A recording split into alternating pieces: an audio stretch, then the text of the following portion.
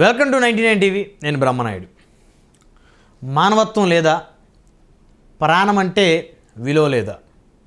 ఎందుకంటే ఎక్కడైనా దారిలో ఒక యాక్సిడెంట్ జరిగితే మన ప్రమేయం లేకుండా మన కళ్ళ ముందు జరిగితే ఖచ్చితంగా చాలామంది ఆగి ఆ యాక్సిడెంట్కి గురైన వ్యక్తిని మరి అంబులెన్స్ ఫోన్ చేసి అంబులెన్స్లో ఎక్కి పంపిస్తారు. ఇది మానవత్వం. సరే, మన కారులో తీసుకెళ్ళలేకపోయినా, మనం తీసుకెళ్ళలేకపోయినప్పటికీ కూడా అంబులెన్స్కు ఫోన్ చేసి అంబులెన్స్ వచ్చేంత వరకు కూడా మరి అక్కడ మనకు చేతనంత ప్రథమ చికిత్స చేసి యాక్సిడెంట్కి గురైన వ్యక్తిని దగ్గరుండి ప్రొటెక్ట్ చేసి మరి హాస్పిటల్కి పంపించడం అనేది మనిషిగా తోటి మనిషి బాధ్యత. అది మరిచిపోయిన నాడు అతను మృగంతో సమానం. ఇది మానవత్వం, కనీసమైనటువంటి మానవత్వం. అయితే జగన్మోహన్ రెడ్డి పల్నాడు జిల్లా పర్యటనలో ఏం జరిగింది? నిన్న మొన్నటి వరకు జగన్మోహన్ రెడ్డి కాన్వాయ్ వెళ్తుంటే ఆ కాన్వాయ్ వెనక ఒక కారు, ఆయనకు సంబంధం లేనటువంటి ఒక కారు, ఎవరో అభిమానుల కారు మరి సింగయ్య అనేటువంటి వైసీపీ కార్యకర్తని ఢీకొట్టిందని, ఆయన మరి తీవ్రంగా గాయపడి హాస్పిటల్కి తీసుకెళ్లే లోపు ఆయన ప్రాణాలు విడిచాడని చెప్పేసి చాలామంది చెప్పుకున్న పరిస్థితి ఉంది. సాక్షాత్తు గుంటూరు జిల్లా ఎస్పీ సతీష్ గారే చెప్పిన పరిస్థితి. ఎందుకంటే అసలు ఈ ప్రమాదం ఎక్కడ జరిగింది? జగన్మోహన్ రెడ్డి పర్యటన పల్నాడు జిల్లా సత్తెనపల్లి నియోజకవర్గంలో నాగమల్లేశ్వరం అనేటువంటి వైసీపీ కార్యకర్త విగ్రహావిష్కరణ కోసం, ఆయన కుటుంబ సభ్యులను పరామర్శించడం కోసం గుంటూరు మీదుగా, పత్తిపాడు మీదుగా, వెంగళాయపాలెం మీదుగా ఆయన వెళ్తూ ఉన్నాడు. అక్కడ వెంగళాయపాలెం అనేటువంటి ఒక విలేజ్ దగ్గర సింగయ్య అనేటువంటి వైఎస్ఆర్సీపీ కార్యకర్త జగన్మోహన్ రెడ్డి గారి కారు కింద పడ్డాడు. జగన్మోహన్ రెడ్డి గారి కారు కింద పడి చనిపోయాడు అతను. ఇది సాక్షాత్తు గుంటూరు జిల్లా ఎస్పీ గారు ధృవీకరించారు. ఎందుకంటే ఈ సంఘటన జరిగింది గుంటూరు జిల్లా పరిధిలో కాబట్టి గుంటూరు జిల్లా ఎస్పీ గారు ఈ సంఘటన మీద ఆయన రెస్పాండ్ అవుతున్నారు. పల్నాడు జిల్లా ఎస్పీ గారికి ఈ సంఘటనతో సంబంధం లేదు కాబట్టి ఆయన ఎక్కడ కూడా దీని మీద పెద్దగా మాట్లాడలే ఎపిసోడ్ మీద. అయితే అక్కడ జగన్మోహన్ రెడ్డి గారి కాన్వాయ్ మీద వైఎస్ఆర్సీపీ సంబంధించినటువంటి అభిమానులు విపరీతంగా ఆయనతో కరచాలనం చేయటం, ఆయన కాన్వాయ్ మీద ఎగబట్టడం చేసిన పరిస్థితి ఉంది. అయితే జగన్మోహన్ రెడ్డి గారు ఎప్పుడూ కూడా వాళ్ళ నాన్నగారు చనిపోయిన తర్వాత ఆయన రాష్ట్ర వ్యాప్తంగా పాదయాత్రకి, అదేవిధంగా పర్యటనకి, ఓదార్పు యాత్రకి తెరదీసిన పరిస్థితుల్లో కూడా కనీసం ఒక 50 నుంచి 100 మంది భద్రతా సిబ్బందిని పెట్టుకుంటారు. ఆయన ఓన్గా బౌన్సర్లను పెట్టుకుంటారు.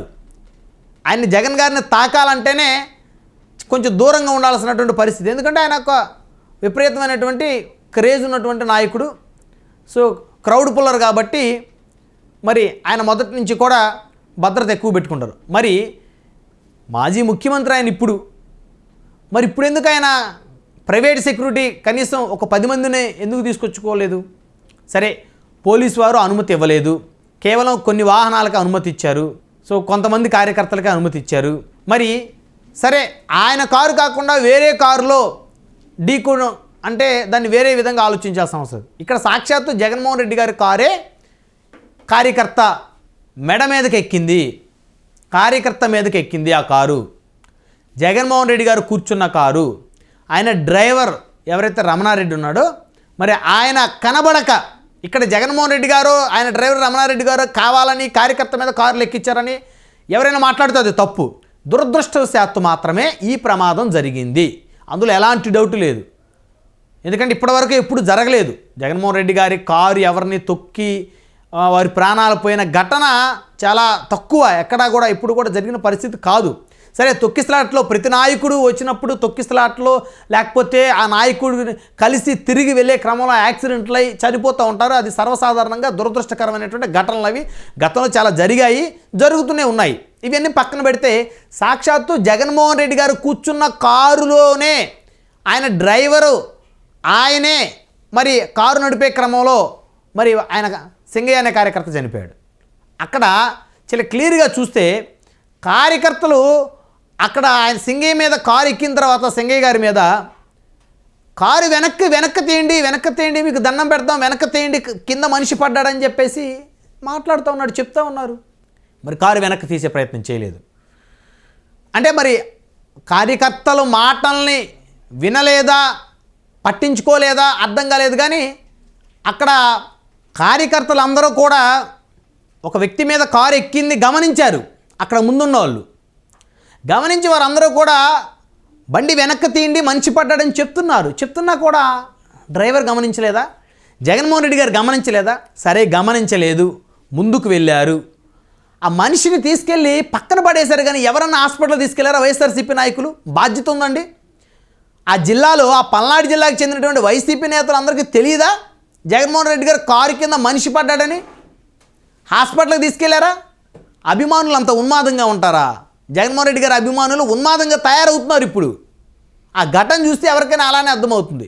ఒక మనిషి ఆయన కారు కింద పడి నలిగిపోయి ప్రాణాపాయ స్థితిలో కొట్టుమిట్లాడుతుంటే ఎవరైనా వాళ్ళ వాహనాల్లో తీసుకుని ఆసుపత్రికి తీసుకెళ్ళి మినిమం మానవత్వం కదా, అది మనుషులమే కదా, మనం మృగాలా మరిపోతారా? కొంతమంది మాట్లాడుతూ ఉన్నారు వైఎస్ఆర్సీపీ వాళ్ళు, మా కార్యకర్తే కదా, సో మీకేంటి అని. అదేంటది? మీ కార్యకర్తలు మీరు చంపుకుంటూ పోతారా ఏంటి? తొక్కించుకుంటూ పోతారా? మీ కార్యకర్తలను ఎవరు అడగకూడదా? ప్రజాస్వామ్యంలో మీ కార్యకర్తే కాదు, మీ ఇంట్లో సొంత బాబాయ్ గారి హత్య జరిగితేనే ఆ హత్యను రాష్ట్రం అంతా ప్రశ్నిస్తూ ఉంది. మా బాబాయ్ మేమే చంపుకుంటామని అంటారా ఏంటి కొంపతీసి? అలా అనకూడదు కదా ఎవరు. సో కాబట్టి ఒక మనిషి ప్రమాదంలో మరణిస్తే ఆ ప్రమాదానికి కారణమైన వాళ్ళని ప్రశ్నిస్తుంది ఈ సమాజం. అది బాధ్యత. ఈ సమాజంలో ఉన్నటువంటి మేధావులు, సామాన్యులు కూడా ప్రశ్నించవచ్చు.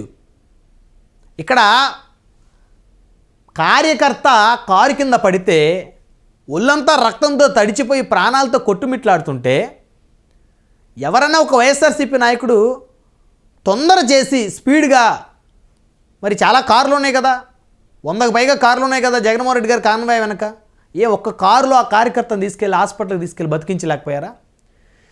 ఇది కదా మానవత్వం లేకుండా పోయింది అని చెప్పుకోవడానికి కారణం. మనుషులమే కదా మనం. సో మనం మనుషులుగా వ్యవహరించాల్సినటువంటి బాధ్యత ఉంది కదా.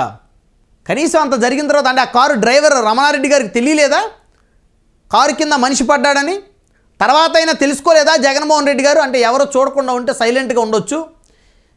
అప్పటికి జిల్లా ఎస్పీ గారు కూడా ఆయనకు వచ్చిన ఇన్ఫర్మేషన్ ప్రకారం ఎక్కడో వెనక ఆయన కాన్వాయ్తో సంబంధం లేకుండా ఎవరో అభిమానులు లేదా పార్టీ నాయకులు కార్యకర్తలు ఇంకొక కారు ఏదో ఢీకొనింది సింగయ్య గారిని అని చెప్పారు. ఆయనకి ఇన్ఫర్మేషన్ అక్కడ అలా ఇచ్చారు లోకల్గా.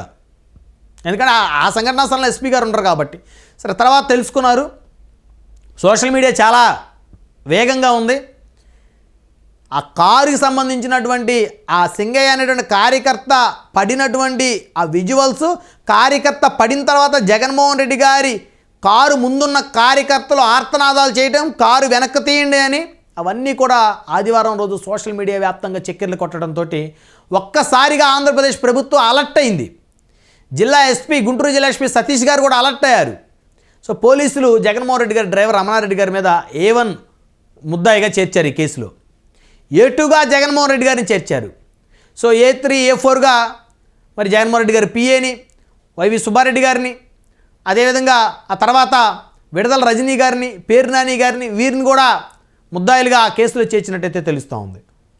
సో ఇక్కడ ప్రధానంగా చెప్పాల్సింది ఏంటంటే, ఒక ప్రమాదం జరిగినప్పుడు దురదృష్టవశాత్తు జగన్మోహన్ రెడ్డి గారు ఏం తొక్కించమనలేదు, రమణారెడ్డి గారు ఏం కావాలని తొక్కలేదు. కార్యకర్తలకి క్రమశిక్షణ లేకపోవడం, వైఎస్ఆర్సీపీ కార్యకర్తలకి ఇష్టానుసారంగా వాళ్ళందరూ ఎగబట్టడం జగన్మోహన్ రెడ్డి గారి మీద, అక్కడ పోలీసులు కూడా కంట్రోల్ చెయ్యకపోవటం, ఇక్కడ మనం అది కూడా ఖచ్చితంగా డిస్కస్ చేయాలి. మరి పోలీసులు కూడా అక్కడ నిలువరించినట్లయితే మరి ఇలాంటి ప్రమాదాలు జరిగే పరిస్థితి ఉండేది కాదు. మరి ఆ విధంగా జరిగినప్పుడు కనీసం జగన్మోహన్ రెడ్డి గారు నా కారు కింద పడి నా కార్యకర్త సింగయ్య గారి మరణం నాకు చాలా బాధగా ఉంది, ఇది దురదృష్టం అని చెప్పేసి మీరు పెట్టాల్సిన విగ్రహం సింగయ్య గారిది, జగన్మోహన్ రెడ్డి గారు మీరు పెట్టించాల్సింది. అన్యాయంగా మీ కారు కింద, మీ కారు చక్రాల కింద నలిగిపోయినటువంటి మీ కార్యకర్త సింగయ్య గారిది విగ్రహాన్ని మీరు పెట్టాలి. ఇప్పుడు గుంటూరు జిల్లాలో ఆయన కుటుంబానికి కనీసం జగన్మోహన్ రెడ్డి గారు ₹1,00,00,000 నష్టపరిహారం మీరు ప్రకటించాలి. మీరు ₹1,00,00,000 ఇచ్చినప్పటికీ కూడా ప్రాణం తిరిగి రాదు సింగయ్య గారి ప్రాణం. మీ కారు కింద, మీ చక్రాల కింద నలిగిపోయినటువంటి మీ కార్యకర్తని, ఆ కుటుంబాన్ని మీరు పరామర్శించండి, వచ్చి ₹1,00,00,000 నష్టపరిహారం ప్రకటించండి. ఆ కార్యకర్త విగ్రహం పెట్టండి మీరే దగ్గరుండి మీ జిల్లాలో. చాలా దురదృష్టకరం ఇది. స్పందించాల్సిన మానవత్వం లేదండి? ఒక మాజీ ముఖ్యమంత్రిగా, సరే ప్రతిపక్ష హోదా లేకపోయినప్పటికీ కూడా ప్రధాన ప్రతిపక్ష పార్టీ వైఎస్ఆర్సీపీ కాబట్టి ప్రతిపక్ష నాయకుడిగా ఉన్నారు మీరు జగన్మోహన్ రెడ్డి గారు. సో అలాంటప్పుడు మీరు స్పందించకపోవడమే తప్పు. ఇక్కడ మీరు సత్తెనపల్లి నియోజకవర్గంలో నాగమల్లేశ్వరరావు గారు అనేటువంటి ఒక కార్యకర్త కుటుంబాన్ని పరామర్శించడానికి, ఆయన విగ్రహావిష్కరణకి రావడానికి కూడా కొంతమంది తప్పు పట్టలేదు. సరే, ఎవరి రాజకీయం వారిది. బెట్టింగుల్లో డబ్బులు పోగొట్టుకుని నాగమల్లేశ్వరరావు గారు ఆత్మహత్య చేసుకొని చనిపోవడం దురదృష్టకరం. దాన్ని ప్రభుత్వానికి ఆపాదించి సంవత్సరం తర్వాత వచ్చి మళ్ళీ అక్కడేదో విగ్రహం పెట్టి రాజకీయం చేయాలని మీరు అనుకోవటం ఇంకా దురదృష్టకరం. సరే, అయినప్పటికీ కూడా మిమ్మల్ని ఎవరు కూడా ప్రభుత్వం కానీ పోలీస్ వ్యవస్థలు కానీ ఎవరు నిలువరించలేదు. మీరు బాధ్యత లేకుండా అంత యాక్సిడెంట్ జరిగిన తర్వాత సైలెంట్గా ఉన్నారు చూడండి, తప్పించుకున్నారు. అది అందరూ ప్రశ్నిస్తూ ఉన్నారు. చాలా దురదృష్టకరం, దుర్మార్గం అండి. ఎందుకంటే మానవత్వం ఉండాలి మనకి. ప్రాణం అంటే మీకు విలువ తెలియలేదు జగన్మోహన్ రెడ్డి గారు. ఇప్పటికైనా ఒప్పుకోండి. దయచేసి సింగయ్య గారి కుటుంబ సభ్యులు నన్ను క్షమించండి, నా కారు డ్రైవర్ చేసిన తప్పులు క్షమించండి. నా కార్యకర్తలు ఒళ్ళు మరిచి వారు నా మీదకి కరచాలన చేయడానికి ఎగబడ్డ క్రమంలో అన్యాయంగా సింగయ్య గారు కారు కింద పడ్డారు. నా కార్యకర్తలు క్రమశిక్షణ లేకపోవడం వల్ల ఈ దురదృష్టకరమైన సంఘటన జరిగిందని చెప్పేసి మీరు ప్రజల్ని కాదు, ముందు ఆ సింగయ్య గారి కుటుంబ సభ్యుల్ని క్షమాపణ కోరండి. వారి కుటుంబానికి అండగా నిలబడండి, నష్టపరిహారాన్ని ప్రకటించండి. అప్పుడు జగన్మోహన్ రెడ్డి గారు మీరంటే ప్రజల్లో ఎంతో కొంత సానుభూతి ఏర్పడుతుంది. ఈరోజు మీరు తప్పించుకున్న ఈ విధానం చూస్తే నిజంగా అందరూ కూడా మిమ్మల్ని చిత్కరించుకుంటూ ఉన్నారు. నిమ్మకు నీరెత్తినట్టు మీరు సైలెంట్గా వెళ్ళిపోయారు ఆ ఘటన జరిగిన తర్వాత. ఏదో లక్కీగా ఈ సోషల్ మీడియా ఉంది కాబట్టి ఆ ఘోరమైనటువంటి ఆ దుస్థితి, ఆ దుర్ఘటన, ఆ సంఘటన ఈరోజు బయటపడింది. లేకపోతే తెలుగుదేశం కార్యకర్తలు, జనసేన కార్యకర్తలు కారు నా కార్యకర్త మీదకి ఎక్కి తొక్కించి నా మీదకి నెడుతున్నారని చెప్పేసి మీరు మాట్లాడినా, మీ కార్యకర్తలు, మీ నాయకులు మాట్లాడినా ఆశ్చర్యపోవాల్సినటువంటి అవసరం లేదు. ఇలాంటి సంఘటన జరిగినప్పుడు వైసీపీ కార్యకర్తలు, వైసీపీ నాయకులు బాధ్యతతో మీరు స్పందించండి. జరిగింది దురదృష్టకరం. దాని తరపు మా అధినాయకుడు జగన్మోహన్ రెడ్డి గారు కూడా బాధపడుతున్నారు, మేము బాధపడుతున్నాం, వారి కుటుంబానికి అండగా ఉంటామని. అంతేగాని మా కార్యకర్తే కదా, మా కార్యకర్తని మా కారు దొక్కితే ఏంటండి ఈ వితండవాదం? ఇది ప్రాణాలకు ఇచ్చే విలువ ఇదా? అంటే మీ కార్యకర్త, మీ ఇంట్లో మీ బాబాయినో మీరు చంపుకుంటా పోతే ప్రజలు అడగకూడదా? మేధావులు అడగకూడదా? ప్రశ్నించకూడదా? మీడియా వ్యవస్థను క్వశ్చన్ చేయకూడదా? చాలా దుర్మార్గం ఇది.